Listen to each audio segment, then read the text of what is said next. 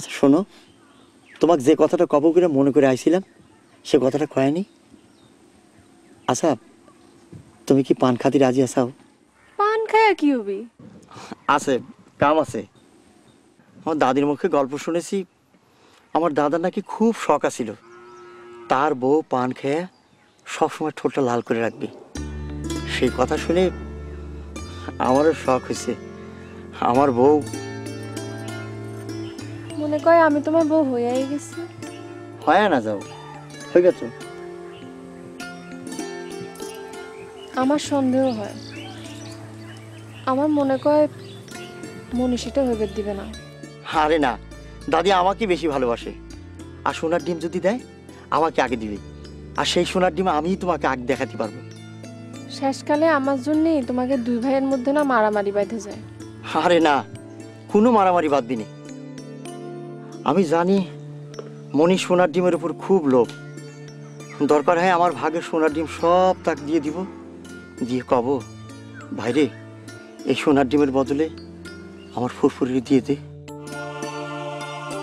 শোনো, তোমাকে পাইলে সোনার ডিমের আমার কোনো দরকার নাই।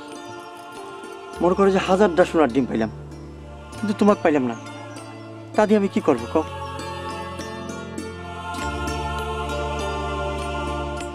দাদি, দাদি, এই দেখ তোর জন্য কি কিনে নিয়ে আইছি। কি আনছো?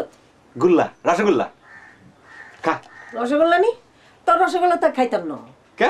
বেইনা বেলা উডি রসগোল্লার ঘুষ লই এসে তানলাই না শতাম কোন। হ্যাঁ দাদি, এটা কি কথা করছো তুমি? কে?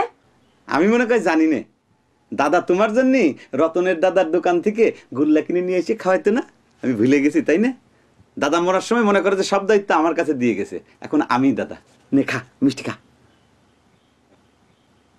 ও ভাই, তোর দাদার লগে দি আর সেই সব দিন কোনানো হারাই গেছে। তুই এক কাম কর, ফুরফুরির লাই এগিন লই যায়, এতে খুব খুশি হইব। এ দাদি, ফুরফুরি তোর কিরাম লাগে রে? আমার সাথে ফাইন মানাবি তাই না?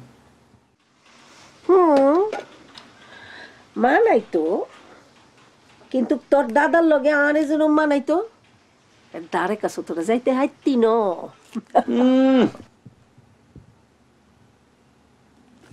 তা অবশ্য ঠিকই কইছো। এ দাদি, একটা সোনার ডিম দে না। ফুরফুরির হাতে সোনার ডিমটা দিলি পরে আমি তাকে পাই, দে না দাদি। আই মরলে পর সিন্দুক খুলি যা যা আছে বেবাক তোরা লই যাস, আই কোনো আপত্তি করতাম না। কি করিস দাদি? মরার আগে তুই নাতবর মুখ দেখে যাবি না? এটা কোনো কথা হইলো? দাদি রে, একটা সোনার ডিম দে, আমি তোরে নাতবো দেখানোর ব্যবস্থা করতেছি। বাই, তুইও নিয়ন্ত্রণ চলে যা, তুই লক্ষ্মী যা, চলে যা।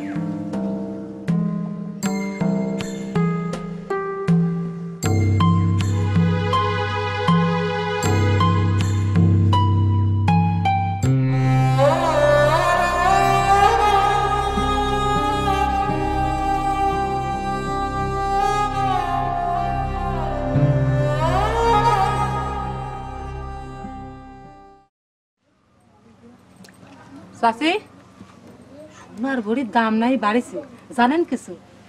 আমি কিরম করে জানবো? আমি কি সোনার দোকানদার?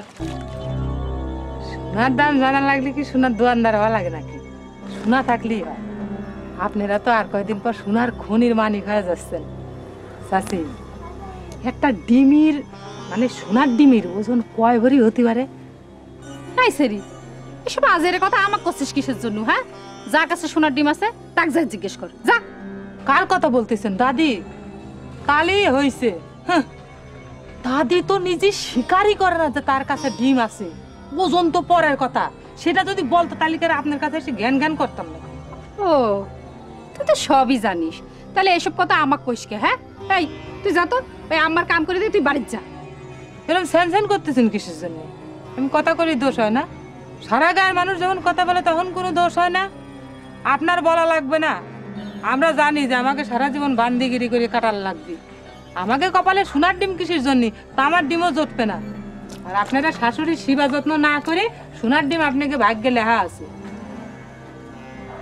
শোনেন চাচি, একটা কথা বলি, এ কথা আমার না, বুঝতে পারছেন? আমাকে যদি এরকম একটা সোনার ডিমালা শাশুড়ি থাকতো না, তাহলে তার পায়ের কাছে আমরা সারা জীবন বসে থাকতাম। আর আপনারা তো বান্দি রেখে দিয়েছেন মানুষের সেবা যত্ন করার জন্য, আবার কথা বলি পারে সারাক্ষণ খালি বকর বকর করে।